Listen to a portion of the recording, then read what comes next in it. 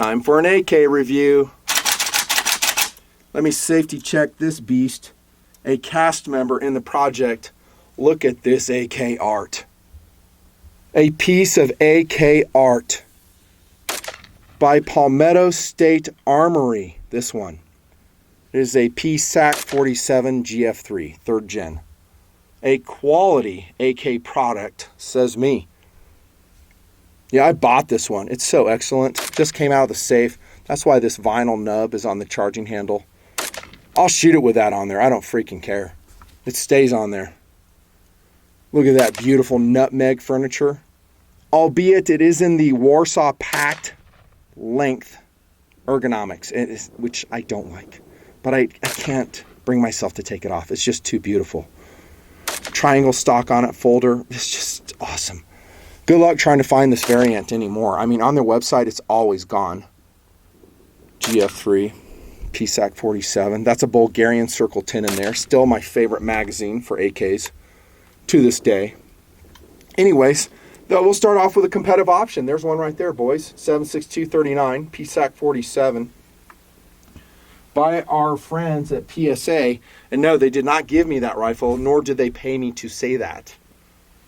I actually bought that from Gunny's, the Great American Gun Store.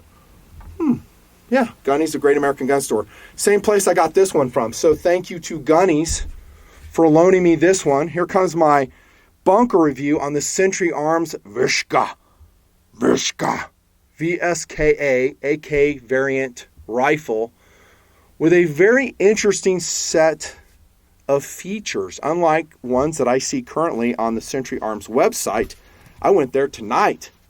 I did not see any VSKA outfitted like this. So we've got an MOE handguard on this. We've got a full aperture AK style front sight post on it. Interesting. And then this rusted steel mag is mine. I'm just leaving the rust on it to remind you that steel mags do this when it rains. Or even if it doesn't rain, if it gets moist. Yeah, that's so funny. I'm just leaving it in there. This actually comes with a US Palm magazine. This one right here is what it comes with. I actually like US Palm mags. They're lightweight. I don't like that you can't break into them to clean them. They're kind of like, well, put together permanently. You have to blast everything out with brake cleaner, which is like $8 a can now. Thanks to Biden. Yeah, so they're not real easy to clean. I think a good way to clean it, if you had to clean your US Palms, here's a little side road we'll take, is get boiling water, obviously unloaded, and then just immerse them in some Dawn, like probably a squirt of Dawn in your boiling water, bucket of water, and just put them in there. And then use some tongs to rinse them around, slosh them, and then turn them upside down and drain them out, and then squirt them out with your hose, and then put them out to dry upside down, and I think you'll be fine getting all the gunk out of them. However, it would be much more convenient to have a removable floor plate. Here comes a collectible reddish, that reddish AK, I just love it, Tapco mag. So these are gone. Yeah, so that has a great mag, or great floor plate on it for cleaning. Back to the feature set. It has a US Palm grip on it. I didn't see that on the website either. This is, by the way, dudes, my favorite grip I've ever had on an AK. Almost. The other one that I loved, speaking of Tapco, was the M249 style of grip, which I don't have in bunker. That one was great. It was very hand-filling, comfortable, stable. But this US Palm one that this VSKA is outfitted with, it's pretty incredible. I love it. And then the stock, I'm kind of starting off with features because I need to differentiate this from what you're seeing on their website. I don't know who makes a stock, but dang, I love it. You talk about a good length of pull on it, comfortable for me being 6'3". This is a great stock, and it has like, a rubber butt pad on it. Dang, I don't know who makes it. I mean, you'll hear in comment guys say, oh, it's this, and then maybe I'll put it in the description. I did look on their website, and I think this variation did come from Century Arms. I think this was new out of box. I mean, this wasn't like someone who bought a VSKA and then they're like, oh, I'm going to outfit this stuff on there. It didn't happen that way. As far as I know, I think this is a new gun, and I think Century Arms just put this stuff on it. It was a variation they sold. And it has an A2 style of bird cage on there. And I think that's standard threading on there. So AR threading. I don't think it's 14.1 left hand. I didn't spin it off because I didn't want to loosen it. But I think that's a normal AR flash hider. And then we have a very quality barrel on this thing, on the VSKA. And that's really the difference with this AK that Century Arms came out with. That and, what do they call it? The BFT47. I'm going to review that separately. All my shooting on that is also complete. But what they're doing is amending for poor quality and poor materials in their past AKs. Now, I reviewed the RAS 47 and the C39. Those shot well for us. We had no problems with it. But then again, we didn't run like 5,000 rounds through them either. And I said that in a review. I was like, hey, I'm going to shoot what I can afford and what I'm willing to shoot out of this for time. Some guys did, and they had issues. So, the trunnions gave problems, the bolt gave problems, peening of the bolt. Anyways, fast forward to today, and Century Arms CA goes, well, we're going to build this right. The barrel, for instance, on the VSKA, which, by the way, I do like that name. That's a cool name. 4150 steel. I don't think it's chrome lined, but it's high quality, well made. The trunnion, the bolt carrier, the feed ramp are made from S7 tool steel. That's new to me. I guess they use it on the teeth of excavators because it has a high shock resistance factor. Really strong steel from what I understand. Heat treated properly, machined from billet. Those components. Everything else that they don't list and brag about being from that steel is probably MIM'd, including the charging handle, the spring guide, the trigger itself, and I'm okay with that. I don't need everything forged. I don't want to pay for forged, and in those particular components, you don't need forged. I've always said about forged is like, hey, if you give me a forged part and I don't really have to pay a premium for it, I definitely want it. But if you say, hey, I'm going to give you a forged 1911, everything on it is forged, and I'm going to charge you $4,800 for that 1911, I'm like, no, thank you. No. I think most guys are that way. They really are. The bolt in this VSKA is 4140 steel. The whole gun is Parkerized, which I think is a huge win because Parkerization holds and retains oil. And that's what I've always said AKs should be finished with. I'm going to show you a competitive option going back to the past in the Nut and Fancy project, what I called the AK Gold Standard. I'll stick by that, by the way. And that one was not Parkerized. It was basically enamel painted, which is inferior to this U.S. produced Century Arms AK. So this is 100% built in the United States. You may notice that another addition on this variation, which is very, very interesting, is that it has an Ultimac on it. An Ultimac gas tube, which is a huge plus. It does add weight, but if you were to go out and buy this, it's going to be about $105 plus shipping, plus tax, and they are kind of a pain to install. Yes, you could do it. I've done it. In fact, I have one on my SGL I'm going to show you. I put it on. So the Ultimac is actually a pretty cool product. This is an M2B.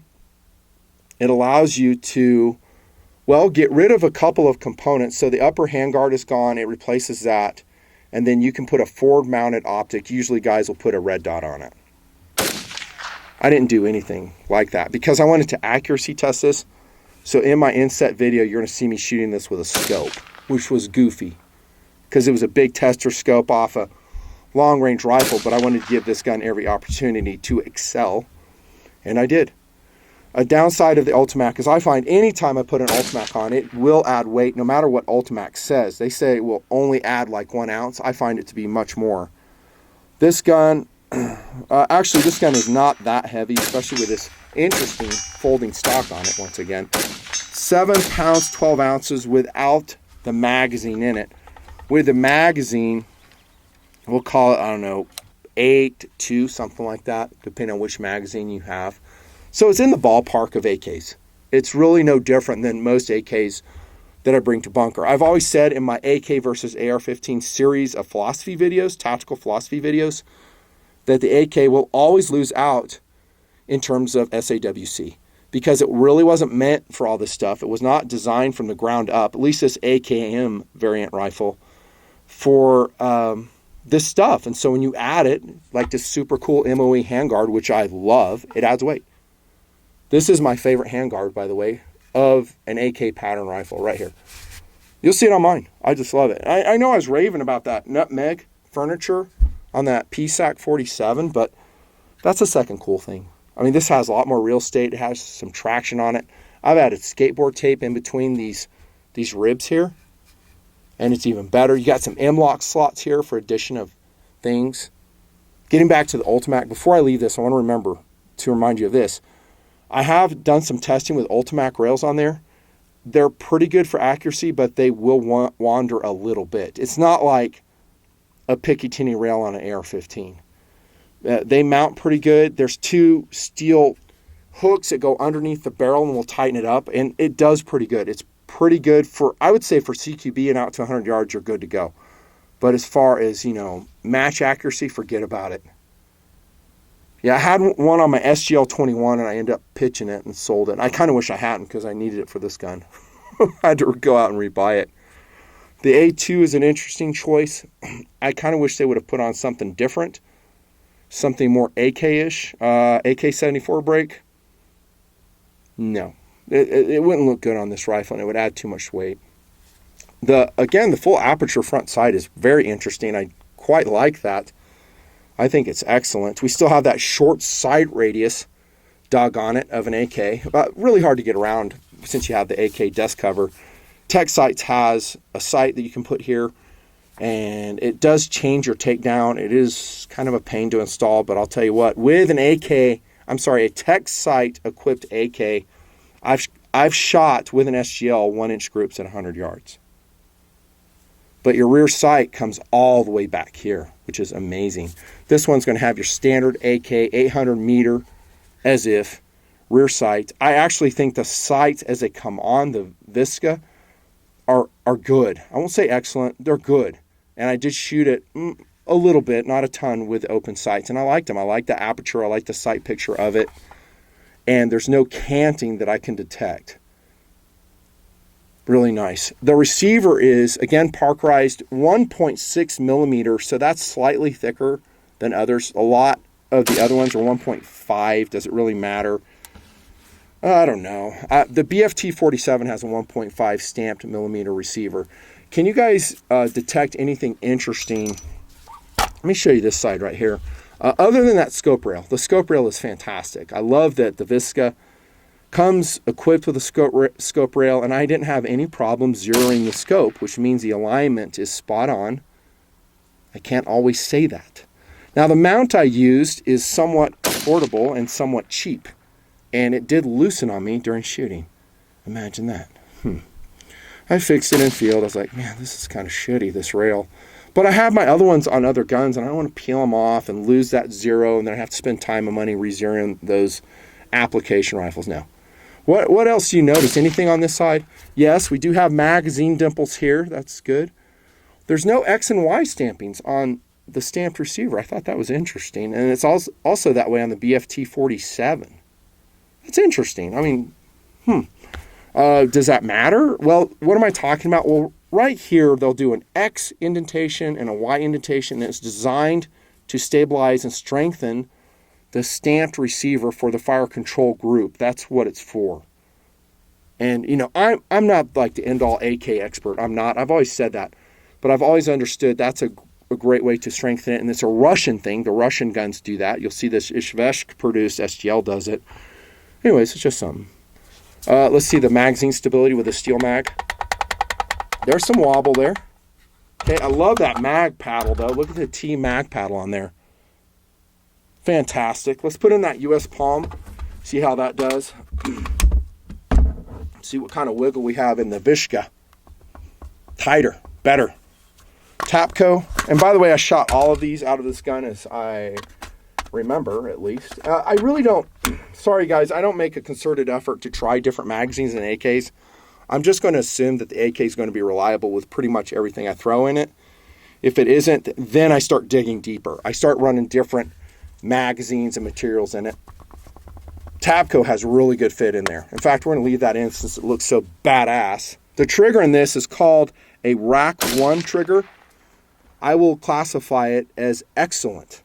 I would not do anything to this VSKA trigger. It is fantastic. It pulls it, on my scale, 4 pounds, 10 ounces. Yeah, it's a little bit creepy in the take-up, but nice break. Double hook trigger. Oh my goodness, really nice job. There's a hook retention plate in there, by the way. Not breaking it open for time. Look at this side. Another thing you may note is it has a notch in the safety catch. I love when they do that. It is a common feature. It doesn't cost them anything. All you have to do is mill a little notch out. But what that'll do is hold. No last shot hold open, guys, in case you're an AR guy. Oh, no. You're not going to have that with this gun. But you can do this. You can retract your charging handle and put it in that notch. Now, do I do that in the field? You bet. I got no problem doing that. And then when you need to load, you just slap this down, strip around off, you're ready to go. If you want to sweep up your magazine, your safety catch again, and you're good to go. Standard AK on this side. We've talked about the receiver. Oh, the trunnion, again, forged trunnion. That's a big deal with AK elitists. But they, of course, know a lot more about AKs than I ever will. I'm not being facetious. I'm serious. And some of those guys crank some rounds through theirs. That's not me. I'll take forged when I can get it. I can. And the BFT-47 has a bulged front forged trunnion, which is even better, I guess. Again, the stock we've talked about. I love the stock. Oh my gosh, I love it. It's like what Tabco tried to do. Tabco tried to do a stock like this, and it was not nearly this strong or nearly this excellent. It has Picatinny rail on the bottom, too. Oh my gosh, it's fantastic. I really love the stock. I know, I'm kind of going goofy with it. How did this thing shoot? How about awesome? This gun shot awesome. I had no stoppages whatsoever. I took it apart when I got it, looked inside, see if they'd even thought about lubing it, and they didn't. There was nothing in there. So I lubed it down real good, actually. I'm not of the camp you should not lube AKs very well, or if you do, very lightly. I don't do that at all. I mean, I'm not like squirting juice in there everywhere, but I'm lubing it up pretty good. And there's some parkerization inside there too that will hold that lube. So I was like, I'll lube it up. And guess what? It shot great. Great. I immediately loved this gun. As soon as I got it out, I was like, this gun is awesome. It shoots well, handles well, points well. It fits me with that stock. It's got a great MOE forend on it. The sights are good. There's no canting going on. I love the magazine release. I like the notch and the safety lever. This is how an AK should be made. Oh, and by the way, it has upgraded US-made materials. And Century Arms does and should be bragging about it a lot, and they are. Yeah, here's the accuracy.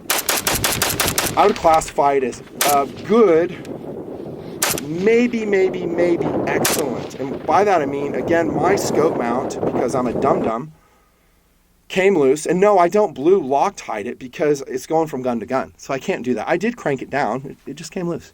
Relax. And I identified. I was like, what's going on with this? And then I shot it again. But look at this. This is brass. That's out of a freaking AK, dude. That's like a really good AR group. There's another one. There's another one right there. This is infield. What do I write here? I always summarize. No wind, so I didn't have a windy day that day. Accuracy, good. Probably capable of more. There's another group right here. I discount one because of me. There's another group right here. Those are good, dude. Now, this is with a scope, not open sights. Look at that one. That's more of a AK-ish group. So is this one. And I even wrote on this one, it's like standard AK. Actually, that's better than standard AK. The BFT-47 has less accuracy than this, I think. Another group. And here's another one. I shot this a lot. Trigger good, good accuracy. I love the Ergo's up arrow. Look at this accuracy. Good. Good. I'm giving it up arrows on most of these. I mean, that's not bad. AK, I marked through that for some reason. There you go. I would classify the accuracy good to excellent. And I always say, I'll stick with this, accuracy indicates barrel quality. And shooter capability, of course. There's ergonomics that come into play there. Other than that, it was just a joy to shoot. Would I buy one of these? no questions asked. Yes, I would buy a VSKA 47 or whatever the hell they're calling this. Yeah, VSKA. I think it's one of the better AKs made right now, and the price point right now on their website is going to be around $800. I did note that they're down in their variations. The one I'm seeing is the maple stocked one. I think it's maple stocks, and it's beautiful. It looks like that PSAC I showed you, the palmetto. But this is my favorite, hands down. I mean, I like everything about this. Even the A2 I can take. Notice the barrel, by the way, is thinner forward of the gas block. And then right here, a little bit thicker. So this does not have a pencil barrel the whole time like a lot of AKs do. No offense, Russians. By the way, how's that availability of 7.62 39 ammo looking right now, dudes? I'm thinking it's still bleak and it may remain so forever.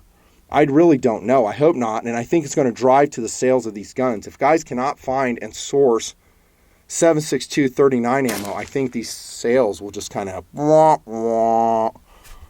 That's what my gun stores are telling me, by the way. Yeah, this is a great gun. Competitive options. Well, I showed you the PSAC 47. This animal right here, it's awesome. I love this gun. Does it have all the cool whiz-bang parts, forged stuff in it like that other gun does? I don't think so, but I love it. And remember what I always say, your AK does not have to outlast your ammo supply for your chipmunk hunting. That's right. That's the philosophy I've used for this gun. Chipmunk hunting. I mean, have you seen their faces? They think they're so cool. Like, I'm a chipmunk. I'm so cool. And you're like, really? Oh, really? Come over here, dude. I'm just kidding. Chipmunk gun. I'm going to go with that more often. Here's that SGL. This is a 545-39. It's an SGL 31 outfitted with that sweet Ultimax setup and a very affordable and probably stupid at this point SRS 25 by Bushnell because its battery life is not amazing and it's not super duper bright, but it's zeroed and it works. So it stays on for now. There's that beautiful AK-74 muzzle brake, by the way. This is a Zukov forend, I think, and then I put a freaking sweet Magpul VG on this. So this, as you see it, outfitted, like everything on it, 8 pounds, 2 ounces. For 5.45, it's 3,000 feet per second. Go watch my philosophy video on that caliber. TD's helping me with it. AK pattern rifle. This is a Russian rifle produced in the Ishveshk factory. And then we filled those loaders right there, dude. So this still, to me, is the gold standard, albeit that VSKA has some things going over on it that this one doesn't. One, it has that enamel paint. Now, I have my cleaning rod removed because I don't need it. I don't want it, and even for second cool, I don't want it. It does have a bayo lug on it, bayonet lug. You noticed on that VSKA, it has neither. So AK purists would go, I don't know about that. I'll give it a pass. I never put a bayonet on this, especially with that thin Russian barrel. Look at that thing. It's forged. It's super high quality. I mean, they freaking tied these things in knots to prove how awesome they were. No notch in this one. Hey, nothing fancy. Why don't you mill one? Nah, I kind of like the SGL formula as it came. I'm just leaving it. These were imported by, guess who? Arsenal in Vegas. You won't see any of these anymore. Not for those prices. When I reviewed these, dude, I said, hey, jump on it right now. It may be $700, but they're going to go way, way, way, way, way up. I think that gun right now, new, if you can find it, it's like $1,500, if you can find it. In a box with papers, with the original Bulgarian mag, all the cool stuff they gave you, like the sling, they gave you ammo pouches with it. Arsenal set all that stuff up, really a quality product. And some other competitive options that I'm out of right now. But this gun right here, dudes, totally recommended. Great job, Century Arms. I think it will be an industry standard, assuming we can keep the communists off our back and maintain these super cool chipmunk hunting guns. Yeah, chipmunk hunting guns with standard capacity magazines. That's what this is, a standard. I'm being serious by that. That's a standard capacity magazine for this rifle. That's what it's designed for. By the way, the watch is a beautiful Tissot Sea Star in red, black, and it has a Swiss NATO strap on it. Actually, a two-piece strap, not NATO.